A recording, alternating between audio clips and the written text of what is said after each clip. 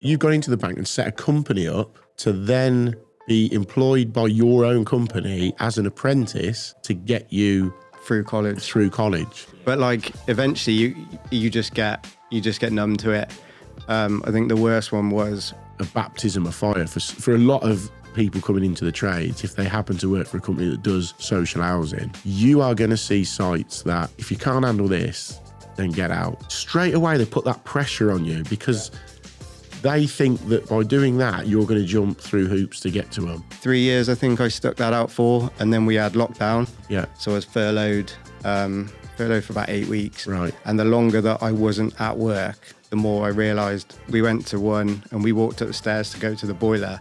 The dog had done a poo on the landing, and he just went, oh right, he had like bare feet, and he just kicked it to one side. He went, there you go.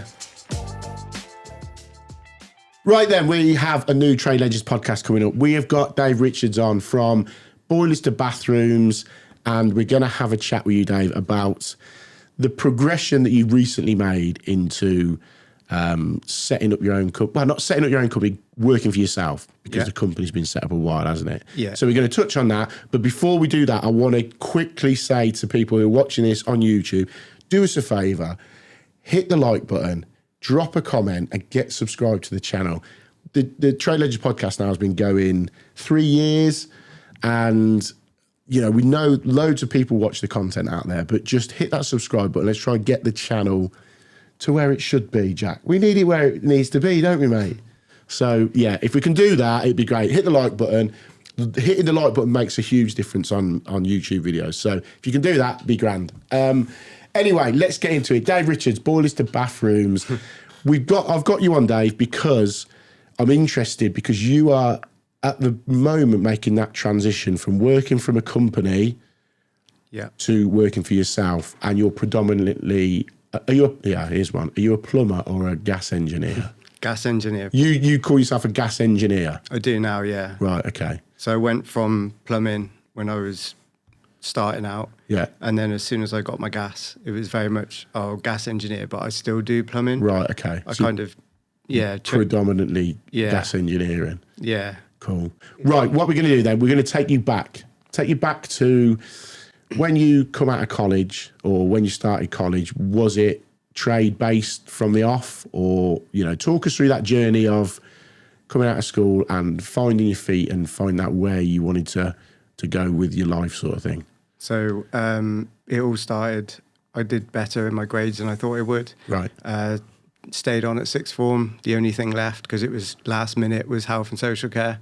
So I did a year of that. It was okay, but it definitely wasn't for me. Right. I remember going home saying to my mum, like, that's not for me. I don't really know what I want to do. So did you go to college doing that then? Just sixth form. Just sixth form, straight okay. from school. Again, I left it all to the last minute. Literally got my grade results, and I did better. So they said, yeah, you can stay on, but all we've got is health and social care. So I did that. Definitely didn't like it. For you. Yeah, it's not for me. So I went home, told my mum, we had a chat, and she was like, plumbing plays well. You can go and be a plumber. Is that what it was? Is that how the conversation went? Have you got your parents, your dad or anything in the trades or family in the trades or anything? No. Nothing? No, literally just my mum. She said, you're going to be a plumber, it pays well. I was like, okay. And then she was like, go to college, Worcester. So that was the closest. Signed up for 3 days a week. But you needed the MVQ after, so you need an apprenticeship. Yeah. So I did all the technical, struggled to get an apprenticeship. It was really, really difficult. So I ended up starting my own company and then employed myself as an apprentice. So you were so you wanted to go to college to do the plumbing. Yeah. You were struggling to find a company that would take you on as an apprentice and do the college side of it. You just couldn't find anyone out there. No, couldn't find it. Bigger companies would want you either completely new, or they wanted you fully qualified, and going to college 3 days a week to get the technical side. Yeah. You were kind of like in no man's land in the middle, and companies either wanted you completely new or already qualified. So I found that quite difficult. So it's quite interesting how you went about then sorting a college placement out. Because when you were just off camera before we were coming here, and we were chatting about it, and I didn't even think that you could do it this way. So what did you do to allow yourself to get into college? So I just applied for college, which was 3 days a week, full time, which was difficult then because I now needed a job to pay car insurance, bills, rent, etc. So I worked at Morrison's part time and then did 3 days a week, put everything I had into that to get the technical, passed all that, and then to get the MVQ is when you needed the apprenticeship to then start. Yeah. So I tried everything, tried everyone in the local area, big companies, small companies, one-man bands. They all didn't want it. So I ended up going up the bank, and I remember coming up with a business name at the bank with the bank manager, right? Because I needed a loan to start the business, and they wouldn't give me a loan, but they'd give me an overdraft, right? So I remember leaving there £150 in my overdraft because that's how much it costs to have the overdraft. Yeah. So then I had to trade my car in to get a van. So I had finance and I was in my overdraft. So I was starting in negative figures anyway. Yeah. But I had a friend who was a qualified plumber and he said, I'll sign your portfolio off. Yeah. But obviously, I can't take you on. So the only way around it was to give myself the job title as an apprentice in the company that I just made. So you've just set a company, you've gone into the bank and set a company up. Yeah. To then be employed by your own company as an apprentice. Yeah. To get you through college. To finish that side of it, to get the MVQ. So now I'm getting on-site experience, but I'm also getting the quoting of jobs, like the managing money. I then had to start building my tools up. So I remember for the first year, I was in my overdraft. Like I'd literally come out, go back in, come out, go back in. Yeah. But it was all life skills. Because you're running your van, you're funding you being at college. Yeah. As an apprentice for your company. Yeah. And then you've got your day-to-day bills to pay as well. Yeah. As well as then trying to get on the job. At this point, you're getting on the job training as well. Not necessarily like on the job training. Like I would allow in the job for him to come with me just to like observe me to do things or be there to help. But he was very much like I couldn't afford him to be there for the whole day. Otherwise, I'd have no profit at all. Yeah, of course. So he used to come and just, see what he needed to see, sign it off, and then got through it that way. So you got through college then? Yeah. Fully qualified as a plumber? Yeah. And then what sort of steps do you take after that then? So that got me up to MVQ level 2. Yeah. And then the college said, if you can keep the apprenticeship on, we'll put you through gas as well. And then we'll get you MVQ level 3 as part of all that, which was a big thing. So again, I managed to find a company then, a one-man band that kind of took me on to get me through my gas. Right, okay. So I did it that way. And then they laid me off when they ran out of work again. So it was very much so you subbing into that company? No, they offered me a job. And I was my mum didn't like me being self-employed. There's no security, things like that. She was very much like, you need a job. So when I got offered a job, it was less money essentially, but it was regular. Yeah. So I did that and managed to get the qualification, luckily, but then they laid me off because the big job dried up. Yeah. It was very much like that. They'd call me when they needed me after that. So I went back on my own again, and then word of mouth got around a little bit more. So you've gone back on your own doing plumbing and gas work at this point now then? Yeah, I remember leaving college to do gas, and it was the outlay of a new analyzer, and it was a whole new world then, because before I just needed spanners, drills, the basic stuff, but then you needed all that, and then your insurance as well to cover it, public liability. As well as then generating your own work. Yeah, so all those outgoings before you've even got anything coming through the door. Yeah. And obviously things took a lot longer then as well. It was brand new. Even a boiler service could take. I remember being on one job, I got to it thinking, that'll be an hour. It was a landlord gas check, and it was an old Ideal Classic on the wall. Yeah. And I remember thinking I've never seen one of those before. And it took me ages because I was getting the manual out, because it wasn't a case of just find it on the internet then. Of course. He got the book. I was going through the book step by step. And that's a big thing. The customer sees you looking through the manual and automatically thinks you don't know what you're doing. Yeah. Albeit in that case, I didn't really. I was literally looking to see what to do. Yeah, but you're thinking on your feet, aren't you? You know what you've got to do, but like you say, the gas rates might be slightly different on that boiler, or various different ranges of information that is specific to that boiler, Yeah. you've got to refer to that. But like you said, if a customer walks in and sees you with the instruction book open for that boiler, they're going to go, hang on a minute, does he know what he's doing? He doesn't know what he's doing, yeah. We get it all the time. Yeah. And the comments that you get, oh, do you really know what you're doing? When actually the guy before probably didn't know what he was doing because he was just like, oh, we'll just wing it kind of thing. Yeah. You know, but yeah, so we did that. And then eventually I did get offered a job with a big company in Malvern. So how long are you working for that period then on your own? Probably about 9 months. Right, okay. So the thing, when I got offered the job originally, like the apprenticeship again, I thought, all right, finally found a job. I took a car out on finance. I chopped my van in, got a car on finance.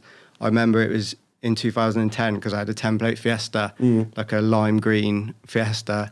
And 3 months after that, they laid me off. So I had to take the car back and I had to pay like a lump sum to give the car back to then take a van again. Lost a load of money with that. Yeah.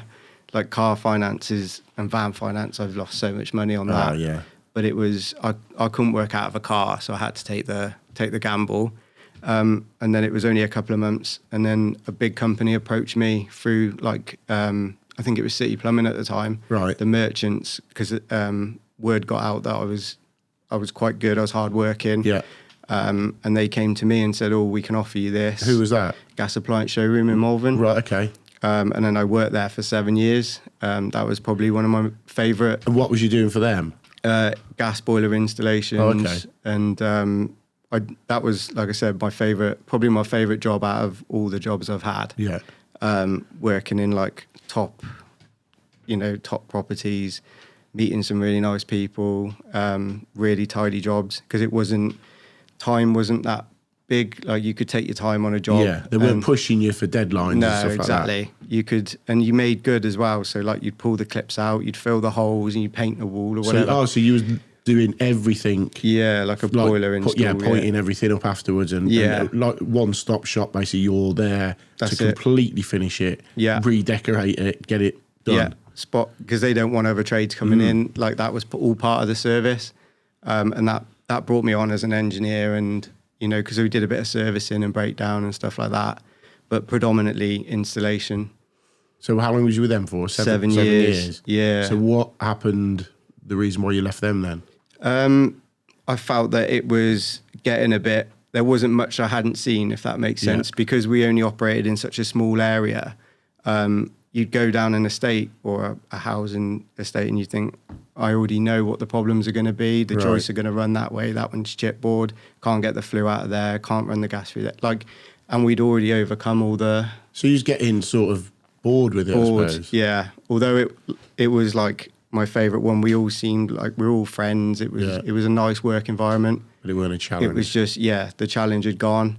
So I went to work at another company in my area. So while this is all going on, have you still got that original company that you set up? Yeah, because... Is it still sort of because on the side? Because there was no consistency. I found it hard to trust a company or an employer again. So I was always I always had a van in the background and then my tools, because I always kept thinking, you never know when they're going to run out of work or you might get laid off again. Because that had hit me so early on and I struggled to find a job. You didn't want to be in that position again. Yeah. I always wanted to be prepared for the worst again, because I was always, from then, I could have always just got into my van and just started a new job. Well, start earning money straight away. So I didn't have that initial outlay. So even though you're working with these companies that a lot of people go, it's security. If I work for a company, I'm secure in that job. Yeah. But with you, there was always that element of doubt. What if? Yeah. They turn around and go, got 2-3 weeks work left and that's it. Yeah. You've always got that company that you set up very early days. Yeah. Just sat on the sideline. Yeah. And you could dip in and out of that. Yeah, exactly. I was doing like evenings, weekends. So you was doing your own work as well? Yeah. And was you running that through your company?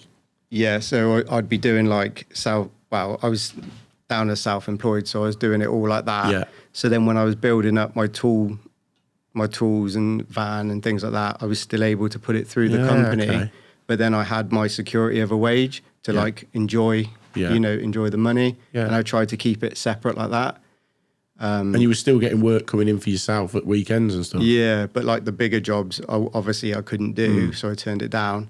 But like the smaller jobs, you know, it was very much trying to build that up. But I always got to a bit where I'd get so much work, but I still wouldn't make the jump. So then I'd pull back on my own stuff and just be like, I'll concentrate on that, because I did like the security of a job, but it was always tempting to be self-employed. As soon as your work's getting to a point where you're like, I've got a load here, it's funny because you back off there, and then when you're employed, you're always worried that you're not going to be employed. It's like, you're literally battling all the time. So it's almost like a lack of confidence to finally make that jump. And I found, you know, so it was always my security really to have my own backup. So you was with them for 7 years. 7 years. And then what happened? Then they laid. Then they lay you off. No, they changed hands. And you was getting bored with it. That's right. Yeah. Yeah, and I went to another company, and they did oil because it was just gas. Right. We did there. So the new challenge was, you can come to us. We do oil. We do commercial. And I thought, new challenge. Yeah. That's fine. I went there, and almost from the off, I was like, I wish I hadn't changed. Oh, really? Like it wasn't. Grass is greener sort of thing. Yeah, definitely not. It would I regretted that. But I thought, I'm here now, just, you know, get on with it. Probably 3 years, I think I stuck that out for. And then we had lockdown. Yeah. So I was furloughed for about 8 weeks. Right. And the longer that I wasn't at work, the more I realised I don't want to go back. Right, okay. So, and obviously it was really uncertain times then as well. So a job was advertised at Platform as a breakdown service engineer. So they're sort of, is it social housing? Purely social housing, Purely yeah. social. Is a big company. Ironically, Is that nationwide company Platform? they cover all the way. I think they've got 45,000 houses across the country, so it's massive. It's mainly Midlands though, isn't it? Yeah. There's a lot around here. Yeah, it's they keep growing. Right. They're growing all the time. So again, never going to run out of work. You know, it's a big outfit. So, you're gonna look working for them, did that give you a little bit more security? Yeah, knowing massively. they're definitely not, unless they go bump. Yeah, they're definitely going to be all right for. I mean, yeah, work-wise, the work's going to come in. You can put the hours in. You can get as much. Like your salary's good anyway, but you could earn more if you wanted to earn more. You know, that was great, but it was, it all boiled down to just like childcare in the end, the flexi working. Yeah. You know, I was there for 4 years. At Platform. Yeah, I did enjoy it. I bet you've seen some site, because we all know, we've had loads of people on here who have worked, not just plumbing, electrics, everything, working in social housing. Yeah. Some of the stories we've had. I mean, I did it when I think I've told the story before, when I was working social housing. We went to this one house and we had to go and take the bathroom out. Or I think the guy had died or something like that. We had to strip the bathroom out. Went upstairs, the bathroom, you can imagine it was just a mess. So we looked outside, and basically the saw stack out the back that the toilet went into had just disappeared. But it must have disappeared like 6 months before this guy's died. So he's in the loo, having a number two, flushing it, and it's just firing straight out the back into his garden. God. There's a pile in his garden, and it's just shooting straight out. But they're the sights you see. Yeah. I mean, I bet you've seen some right nightmare jobs. Yeah, you kind of become a bit immune to it. Yeah. Like when I first went, they'd open the door and you'd be like, it would hit you. But The then, smell. Yeah, Yeah. in the summer and the flies. Yeah. But like eventually you just get numb to it. Yeah. I think the worst one was we went to one and we walked up the stairs to go to the boiler, and there was like the dog had done a poo on the landing, and we said, you know. And he just went, right. He had like bare feet, and he just kicked it to one side. He went, there you go. And then opened the cupboard, and I was like, wow. So Unreal, isn't it? But people, but to that guy, it's normal. It's normal, isn't it? It's absolutely normal, yeah. Whereas me and you, like, the dog shit on the carpet, mate. Do something, and he just kicked it out of the way. Yeah, with But bare feet. The fact that he could kick it means he's been there long enough to go hard and dry. Yeah, it's crazy. But then on the other hand, saying that, I've worked in social housing, and some people's houses are spotless. Absolutely Aren't immaculate. they? You Yeah. were saying earlier that you did one, and it was like a palace, wasn't it? Yeah, cream carpet everywhere. She had like like glass, mirrored like units. And upstairs, she cleaned the laminate floor so much you could literally see a reflection in it. Yeah. It was unreal. Even with shoe protectors on, I didn't want to walk on it. Yeah. I didn't want to get my tools in there or anything. But it's a huge contrast, isn't it, to your man with the dog shitting on the carpet. To her, you never know what you're going to get when you knock that door. But I think it's sort of like a baptism of fire for a lot of people coming into the trades. If they happen to work for a company that does social housing, you are going to see sites that if you can't handle this, then get out. Yeah. Because they're going to be the worst things that you see. Because once you get out of that social housing, you're into normal domestic people's houses that look after their houses, a lot better than that. Yeah. You're never going to come across stuff like that. No. So you cut your teeth with social housing, you can do anything. Ladies and gents, just a quick one to say a huge thank you to our new headline sponsor, CT1, the best sealant on the market, voted for by the British public. Not only that, it's made in Britain as well. So go and support a product and a brand that is made in the UK. But I just want to say to you, they've got a brand new product out, which is the BT1. It's a combination sealant and adhesive like the popular CT1, but it's perfect for keeping a hygienic environment. And it's designed to completely stop the growth of bacteria, microbes, and fungus. And not only that, this stuff is strong. Now, it's going to be available at Travis Perkins, Wickes, Jewson's, and pretty much everywhere else, so there's no excuse not to go and give it a go. So we're really happy to be partnering with CT1.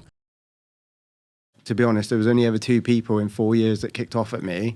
And at the end, they did apologise. It was just the initial... What did they kick off about? So the first one was I did a gas check, and I thought the gas hob would be leaking because there was a drop on the gas. And I said, would you mind if I just cap it? Taking account I'm completely new to social housing. So I just said, could I cap that? And she went absolutely nuts, like started shouting at me, like really close to my face. Why? Because she thought you was taking her hob out? She didn't want, she was like, you're not capping my hob. So I just explained the situation. She was like, I can't smell gas. You don't know what you're doing. So all this, because I'd never had this before, like somebody shouting at me, like right in your face. So I just started packing my tools up, capped the gas anyway, and I left. And then obviously called the manager, and he came back, and she did come out to the van and apologise and say, I've calmed down. It was my initial thing.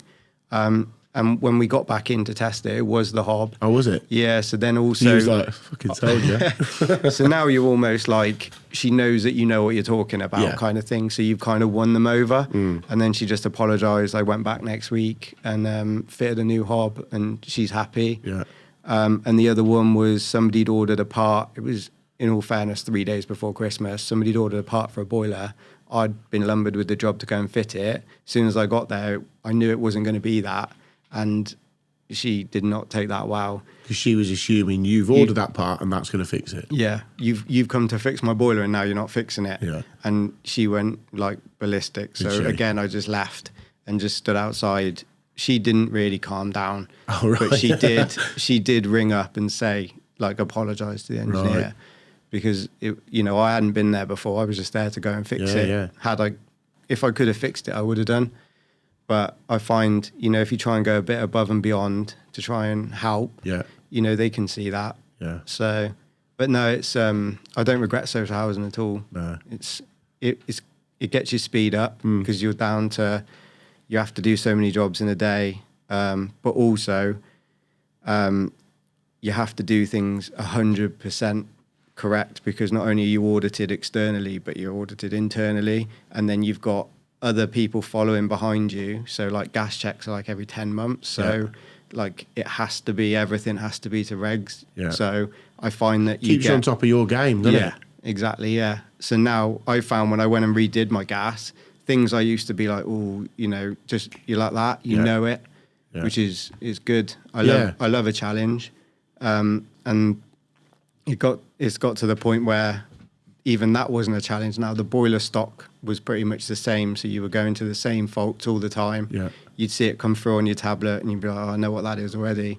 So you'd go and you'd fix it. It's just, it's repetitive, isn't it? You know exactly what you're going to get. Yeah, but that's when I started that job, because breakdown and repair was new to me. that's how I came about doing social media and my videos for breakdowns. Right, okay. Because I used to record them so that I could watch it back. So I'd record bit like step by step changing a part, Yeah. and then I'd watch it back of an evening so I could learn how I did it again. So you take the casing off the boiler, Yeah, and you'd film it yeah, so that you could rewatch it yeah. again later and make sure you'd done it right, or Just so that, because if I knew I had a job coming in to change like a heat exchanger, Yeah. that was quite a big job. Yeah. Change the heat exchanger. Before I had the job, I'd read the manual. That's how you do it. That's how you do it.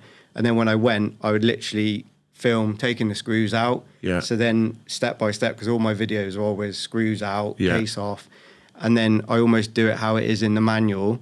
but film it. Because then when I watch it back, I'll go, oh, that's how it is, and Yeah, that's yeah. how I Visually, learn. it's easier, isn't it? Yeah. And then it was only because I put a few things on Instagram and people were reacting quite positively to it. I thought, actually, it's not just me that would Yeah. benefit from seeing that. And that's how it all came about to actually do the breakdown repair videos. Yeah. Was initially to help me, but then it's ended up helping quite a Yeah. lot of people now. Yeah, it has, especially so. If you don't follow Dave on socials, is it boilers to bathrooms Boilers to on Bathrooms. Instagram? Yeah. TikTok, YouTube. YouTube, it's all under the same thing. Yeah. Jack will put all the descriptions down in below anyway. But yeah, Dave does his videos where you can follow them, but also you off the back of that, you made the breakdown Bible, didn't you? Yeah. Which, if you haven't heard about, well, do you want to explain exactly what that is then, the breakdown Bible? Yeah, so again, when I started that job, I'm very much like, I want to be not the best, but I want to know what I'm doing. I want to, I like the challenge. I wanted to learn the wiring. I realized quickly I had no idea of wiring at all. You'd go to a fault and you'd ring somebody, they go, oh, it could be the 3-port valve, for Yeah. example. And you go, but how do you know that? Oh, it just is. Yeah. And that's not good enough. Like, I want to know, rather than just throw parts at something, Yeah. I want to know why, I want to learn. So I tried to look at where I could buy something to learn the wiring side. Like a step-by-step guide to Yeah. it. Because you find a lot of electricians, or not a lot, that's probably wrong. There's some electricians won't touch heating wiring. You know, Yeah. the old 10-way back in the day. Yeah. 10-way. Electricians won't touch heating wiring. Plumbers, heating engineers sometimes go, well, it's not our job, it's the Sparky's job. Yeah. So there is that middle ground. I'll be completely honest, I'm not massive with wiring. My electrician does a lot, if it's a big thing, a lot of the Yeah. wiring. But again, I've got one of your breakdown Bibles and it helps out massively. And it's so easy to follow. Yeah. So it is like a wiring 101. Yeah. It is so, the way you've done it is, what is it, like a flow chart, isn't it? It's so easy to follow it. Yeah, the diagrams. I remember when it first started in the van, I drew it on a notepad and I did a story, and people were like, oh, I'd buy that. Like, can you do it? And then we eventually put it onto like a PowerPoint, made it like colourful so people could Yeah. follow it even easier. And I was only going to do 10. I had 10 people message me, oh, we want one. So I made it, and I sold 100 that first night. Did you? That I put it on, because I said I'm only doing 10. Yeah. And then it was like ping, ping, ping, and people were like, just take the money. Like, Yeah. that's going to help me massively. Because if you think you pay an electrician on every job, now that's something you can do. Yeah. Because it's now within our remit of our qualification that we can do it anyway. Everything from the switch-through spur inwards. But it was because there was nothing else on the market. The Mr. Combi books were good. Yeah. But when you're new to wiring and you see like a wiring diagram, it blew my mind. Yeah. I didn't know, because the components were like all the way around the 10-way, I didn't know what went to where or whatever. So I put them in order, because that's how my brain then learned Just how to do massively it. simplified it. Yeah, literally dumbed it down so that it is just there in front of you. Yeah. And you just follow it back. You test in the middle. If you're not getting power, you go that way. If you are getting power, you go that way. Yeah. And you work it from there. yeah. So when you set that breakdown Bible up, was you still employed you were still working for Platform, wasn't you? Yeah. So that's come out. Your social media's taken off because of the way you're talking people through various breakdowns and whatnot. Yeah. And then what you've got as well, and we don't get many people on the podcast who work for companies. We've got, had yourself, we've had like Liam the plumber, Who else have we had that worked for companies, electrician-wise? Have we had... There's not been many at all. I can't think of any. Because what you tend to find with social media people is they're always working for themselves, hence why they can take a little bit more time to make the content. Yeah. Whereas yourself, you was working for a platform, Liam was working for someone. So it's interesting to hear what's going to come up shortly is your transition into working for yourself. But to put it into perspective, you've been 100% working for yourself for the last 3 weeks, haven't you? Yeah. 3 weeks ago, you was like, that's it. Yeah. I'll do it. So what was the lead up to that? Talk us through what made you do it and also how you've gone about putting various things in place. How have you got work coming into that transition from going from being employed to self-employed? Yeah. Like for instance, when I did it, I remember I think I booked up like 6 weeks worth of work. So I finished with a company.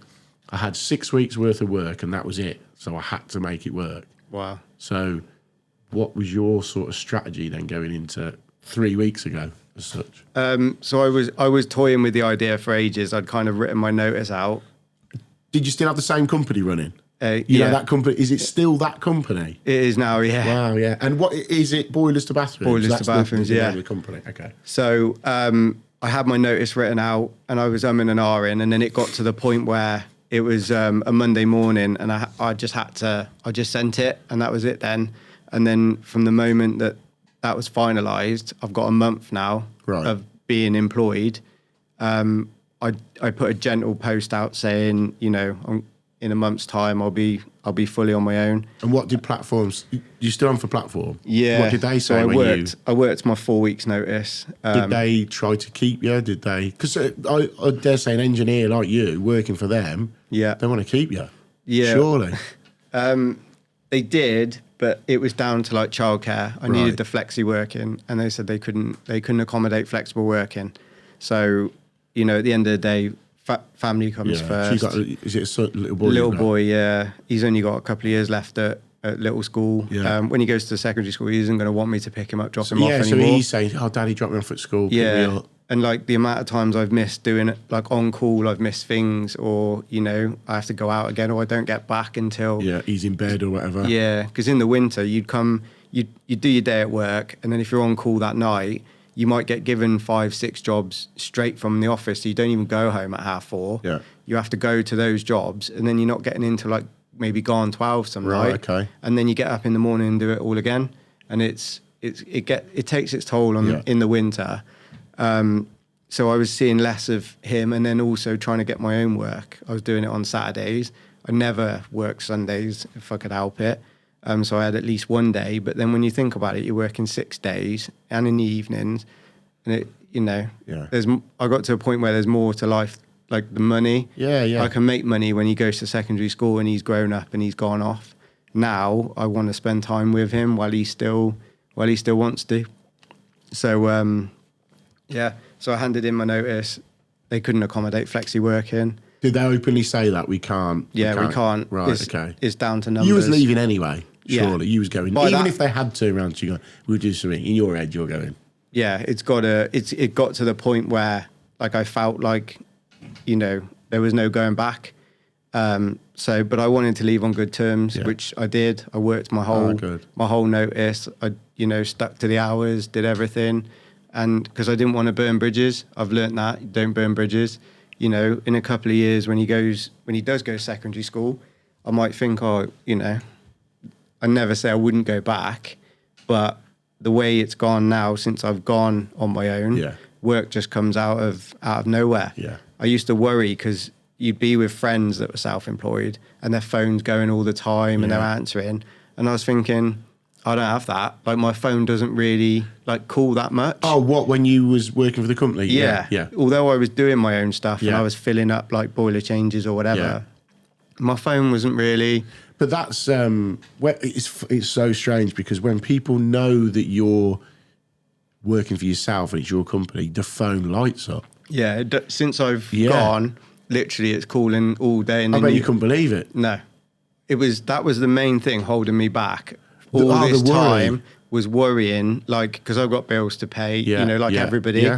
do I want to take a pay cut? Because I was on good money. You could earn as much as you want in a way if you want to put the hours in. But it was the time constraints. Yeah. And I was worried, would I get that volume of work to pay everything? And yeah, from the moment I've left, my phone hasn't stopped, and it's been. Was that a massive relief? Yeah. You know, like, so you finish work with Platform on the Friday, and then you finish, and then you can put it on your socials. And do you do Facebook? Yeah. So you put it on your social, your Facebook, your local things, and this, that, and the other. Then the phone begins to sort of ring a bit more than what it did. Are you then going, oh, you know, you're like, good, I'm glad it's happening, sort of thing? Yeah, and then it quite quickly goes the other way, and then you've got too much, and you're looking through the diary thinking, I can't get you, like I can't. Yeah. So that becomes another stress, and you'll manage it. You know, I've worked for myself for 20 years now, and you get to a point. You're very good at what you do, so people will wait for you because they know how you work, what you do, what they're going to get. Yeah. So people will wait, but you will be the same, and I guarantee you'll look and go, if I don't get to that person, then they'll go somewhere else. And everyone who works self-employed thinks that, but good customers are massively sort of, you know, they'll stay with you. Yeah. Even if you say, look, I'll do it, but I can't get there for 3 weeks. Yeah. I go, no problem. We want you to do it. Yeah. So don't ever think that you're going to lose customers, and the ones you do lose because of that, they will be back. Yeah. I'll be back. They'll be back. Definitely. Yeah. But when that phone starts ringing then and you're like getting jobs booked in, does that put all your worries to rest? Yeah, 100%. Because I made the jump for the time, not the money, to me, I don't need to earn as much, so I don't need to be trying to ram the days, because now I've got to try and work around school hours as well, which isn't as long as I thought it was. Like when they go to school, by the time you've dropped him off, and then you got to the merchants or got to your first job, you're thinking, I'd normally have the boiler off the wall by now. It's 9:30 now or whatever, And you're thinking, like, I'm already behind, but then you've got to leave about 2:30 to then go and get him. So it limits to what you can do. But fortunately, with like boiler repairs and stuff, it can be done a bit quicker than like boiler changes.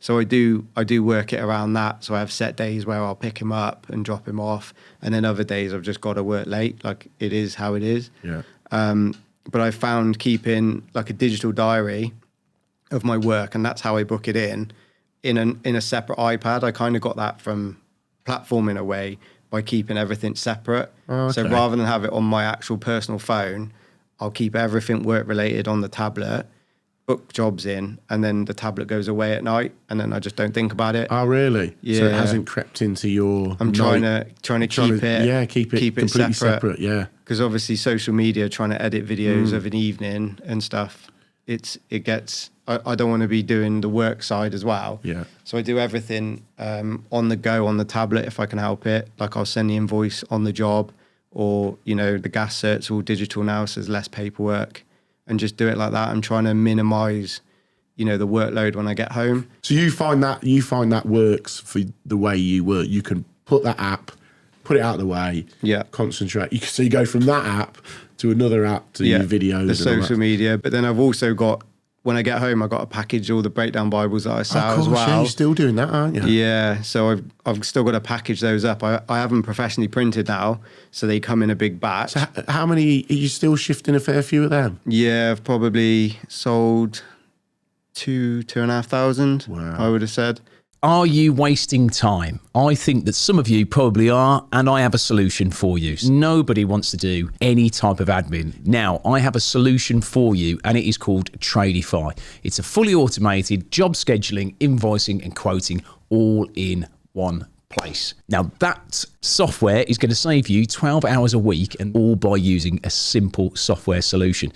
Now, you can try it for 2 weeks, absolutely free, no cards needed, and you'll even get support in person from Tradify themselves. Now, when you're done, you can always come back to me and thank me, but just enjoy the extra 12 hours that you're going to gain from just using the software.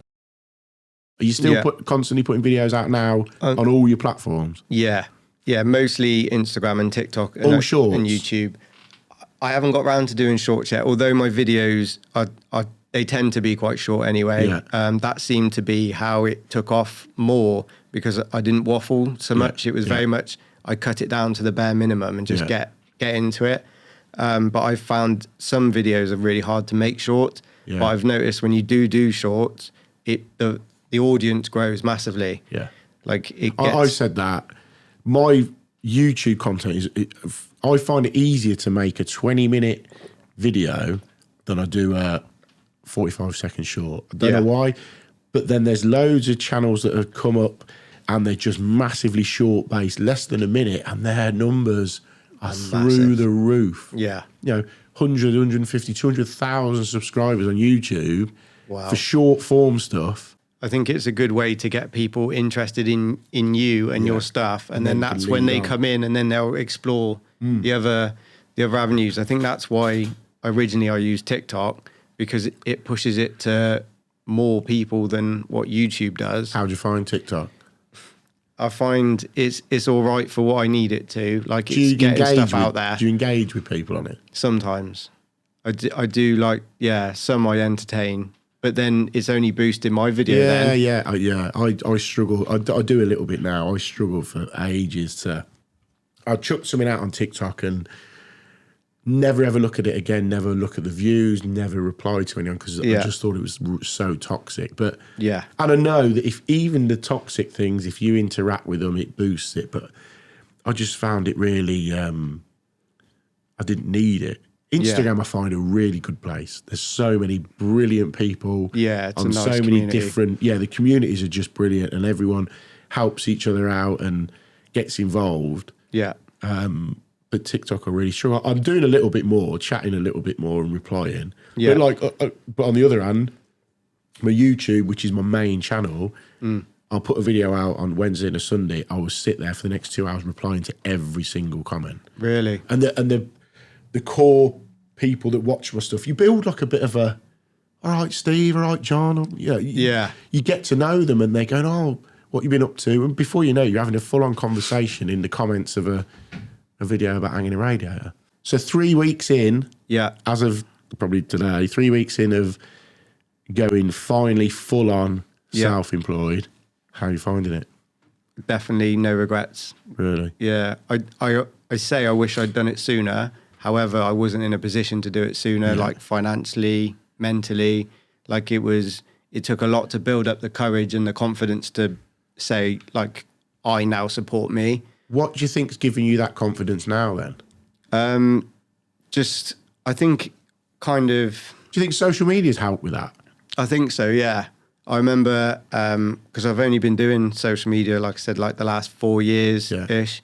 And I remember I put my first ever video on, and somebody commented on it saying, "Oh, you sound like a miserable twat," or something like that. Right. And I was like, "Oh," and I took it down. And then so many people messaged saying, "What'd you take it down for?" Like, it was really helpful. Yeah. And then I was like, I'm in an R, and I was like, you know what? I put it back up, and I put it back up, and then the negative comments like disappeared, but then there was more positive, so I outweighed it that way. And then I think that helped my confidence grow in that way. Like the fact that I'm just like monotone and that's it, but that's me. So you either like it or you don't like it. You are you. Yeah. You can't be. If you went on and done a video that's, full on. Yeah. You do 2 or 3 of them and then you go, I can't keep doing this. That's not me. No. Yeah. It was because the main purpose was I built the videos, one, to help me, but then to help others because I wanted other people to learn. I think maybe because I struggled with like a proper apprenticeship, so I never had that backbone of learning early on. Yeah. It was very much like you might go with someone and they'll do 20 wraps of PTFE. Yeah. You go with someone else and they're 10. Others will be like, oh, you need JetBlue with that. Or there was never any consistency to build the backbone. So I was always kind of like going between. Yeah. I think maybe that's why, like building the videos to then, that's my way, if that makes sense. And that's how I do it. Do you go back and look at your early videos?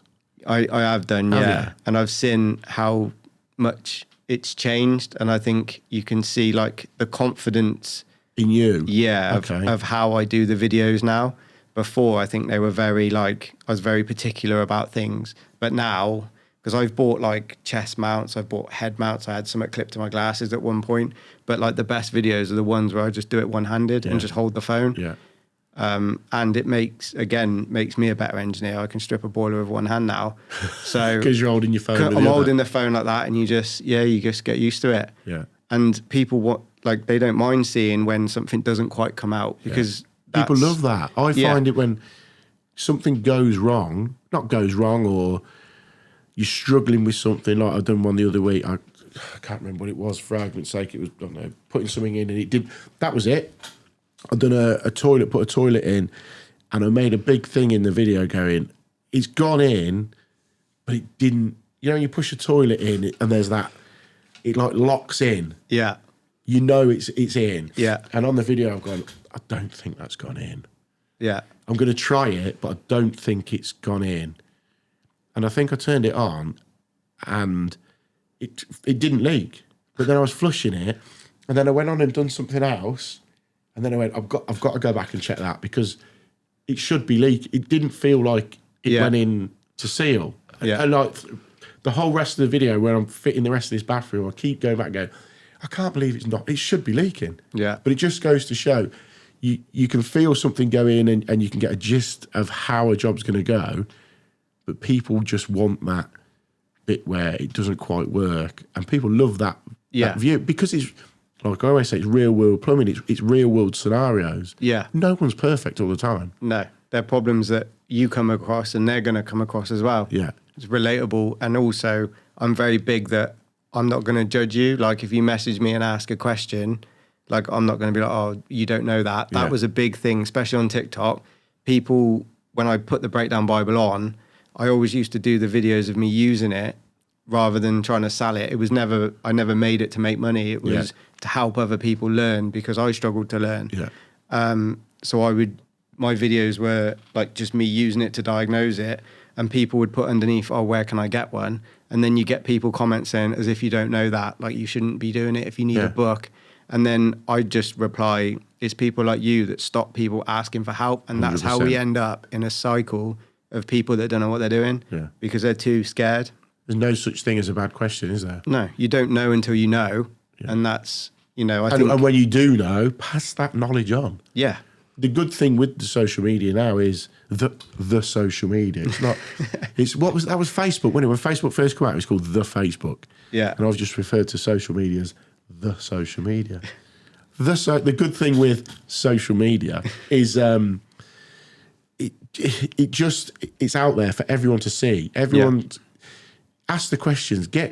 If you're not sure, put it out there. Do something wrong. If someone corrects you, I'd put content out where you've done something that's not quite right, and someone will go, that's not right. Don't take offense by it. Yeah. Go, oh yeah, do you know what? Yeah, I didn't realise you'd done that. Yeah. So that, sometimes the comments can be shit, but sometimes the comments can be, no one knows everything. Yeah, exactly. Do you know what I mean? Yeah. And I think that's what holds some people back, that they think they know everything. Whereas actually, if you just adapt and go, you know what, that's a new way of doing something, or, I'm very much like that. I always teach apprentices to learn different ways from different people, and then you'll find your own way. Yeah. I think that's the best way, rather than just like drill it into someone. This is how you have to do it. Yeah. Because it doesn't always work like that. No. So where do you want boilers and bathrooms to be moving forward into next year? What do you want to keep going the rate you're at, or do you want to push for more a certain way? I think just to maintain it where it is now would be good. Because you want to take blokes on, or you? No, definitely not. I think work-life balance is a big thing. Like, that's the main reason for making the jump. Yeah. It wasn't for money. It was for the time.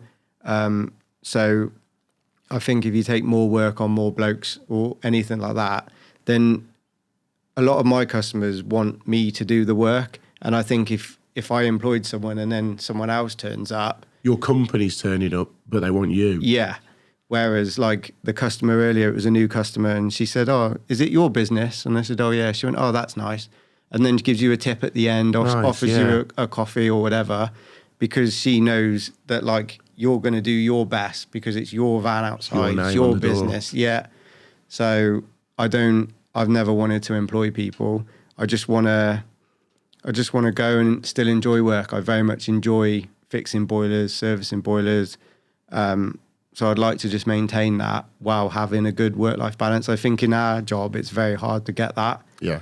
You know, We seem to be a trade where people expect us to jump when they say, you'll have had this. I think every tradesman will have it. You'll get the text message, I've got a leak on my boiler, or my heating's gone down. You know, when could you come and have a look? That message there, you'll come as soon as you can. yeah, The same message, my heating's gone down, when can you come and have a look? I've got my wife's 7 months pregnant, my dog's disabled, and I've got my grandkids coming Tuesday. Straight away, they put that pressure on you because they think that by doing that, you're going to jump through hoops to get to them. yeah, It does that last bit's irrelevant. Yeah. But the fact that your boiler's broke, I'll come and fix it. Yeah. I don't need the you're already in the priority X Factor list. sub story at the bottom to get me there any quicker. Yeah. Yeah, I find I always try and prioritize anyway, but also I'm not doing it to put myself under pressure anymore. You can take on work to get to that customer, but then you get there and their boiler hasn't been serviced for the last 10 years. Yeah. And then you're thinking, well, I've just let Mrs. Jones down, who is a regular customer. Yeah. She's not happy to come to this one where I'll probably fix it and might not even come back again. Yeah, never hear from her you've again. kind of got to just, you know, Customers will be loyal. yeah, Customers will be massively loyal and never, you've summed it up there, never put off one of your customers that you've built that rapport with over the years or however long for someone that's putting that guilt trip on you yeah, just because they think that you should be there at the drop of a hat yeah, to fix their boiler or whatever. yeah. It's to find that fine line, isn't it? Yeah, And you'll 100%. get, well, you know better than I, you'll get that moving forward with it. But the fact that you've made that transition now into completely your company, Yeah, it's the best thing you've done. yeah, 100%. So as we begin to wrap up this podcast, what would you give anyone that's working for a company and they're thinking of going out on their own, or basically if you want to plug your boiler breakdown Bible or about all the breakdown Bibles or your social media or whatever, what advice do you want to give anyone? And you can plug whatever you want, mate. Go for it. It's all yours. I would say definitely set yourself up before you go on your own. Make sure you've got like your tools built up, because that can be a massive outlay at the beginning. It's a lot of financial burden you don't want to do. So build it up gradually. The only thing I left off to the end was the analyzer, and that's because of the calibration date. Yeah. So that was the last thing that I was to buy, because I knew from the moment I buy it, I'm on a time limit to when it's got to be done. So I didn't want the cost. But like drills, hand tools, have a look at public liability, get your van on the go as well ready. Yeah. And then like the big thing that's always worked for me is when I worked for somebody, I would never take their customers. Like from the time I worked for them, I worked for them. I've had people say, "Oh, could you come back, you know, out of hours and come and I always say, no, sorry, I fair don't play do to you. that. Yeah. Because you don't want to burn bridges. Yeah. And then you get that. I think if somebody was to do that to me, I would think of them like it would kind of tar them with a brush, and I think you probably can't trust you. Yeah. Whereas I'm always like, no, sorry, can't do that. Used to get it on social housing all the time. Oh, could you come back and fit a rate? Or could you come and do that? Or could you? No, sorry, don't do that. Yeah. So like all the time, it was always no. And again, don't burn your bridges. If you work for a company and you know you hand in your notice, finish your notice, work your hours, leave on good terms. Be loyal to that company. Yeah. They, you know, at the end of the day, whatever goes on, they've been there, they've paid you on time, and they've Yeah, done whatever. Yeah. So at least you can pay them back by working your notice, sort of thing. yeah. It's going to paint you in a better light as a person. But yeah, that's the main thing. Build it up and make sure, like financially, obviously, is a big thing. I've been working the last year or so to try and get any loans or anything almost paid off, Right, okay. and prioritize that way, and almost try and curb your spending habits before I made the jump. Because on a salary, it's very much like it's just Regular money. income, It's innit? coming again next week. So you just spend. So I found I was spending a lot on stuff I didn't need. So I tried to curb it before I went on my own, and I found that's a massive thing, because I'll go into a shop now and rather than buy loads of stuff at lunchtime, I'll be like, actually, I only need that. Yeah. And then you go on again, you add it up, how much like a coffee a day. By the end of the year, you've spent hundreds. Yeah, yeah. So I try to do it like that, and like little wins, and then just, yeah. But in all, I just enjoy having time. I can book the jobs in. I'm now in control of that. Yeah. You know, did 3 boiler services today, and I just took my time, had a chat to the customer, and then that's how you build that relationship. And I think 2 out of the 3, I'm going back to do other jobs anyway. There you go. So from a service, you're there doing it. You'll be back. Yeah. And what about the boiler, the breakdown Bibles? You can buy them. You still selling them? Yeah, still sell those on the shop. I'll Yeah. get Jack to bang all the links below, but also drop onto your social media, and you can get those. Honestly, they are great things. Just having the van. Yeah. Just in case, if you use them once to get you out the shit, It's paid for itself. for Yeah. itself. There's plenty of videos on my socials of me actually physically using it, and then on the front cover there's a QR code that will take you to the YouTube channel. So if you're stuck on a job and you're thinking I'm not quite sure, scan the QR, it will take you straight to the YouTube, and you can just scroll through, find got it all in playlists, find the and note, order. and then you'll be able to see how I use it, and that might jog your memory. But something I do offer is like a WhatsApp group as well, where people can join, and then if they have any questions, then we can go through it. Or you can always email me or message me, and I'll always help anyway. Like if you've bought the book and you don't quite understand something, then I'll help you understand it. We'll go through it. I've helped loads of people, they didn't quite understand, you know, because it targets a lot of people that, you know, are completely new to it. Yeah. So they might not even know how to hold like a multimeter or a voltage tester. So it's just to go through things like that. you're a busy man, aren't you? Yeah. Manning WhatsApp groups, making breakdown Bibles, having companies running alongside working for companies.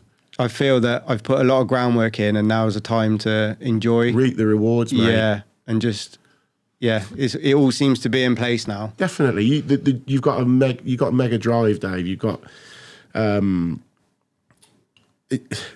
companies have lost out on having you, I think, as a employee massively, but everyone else has gained by having you. It's a bit emotional. Everyone else has gained by having you as, you know, a guy. You just genuinely, I think, a credit to the plumbing and the heating industry. Really are, with the stuff that you've done, the content you put out.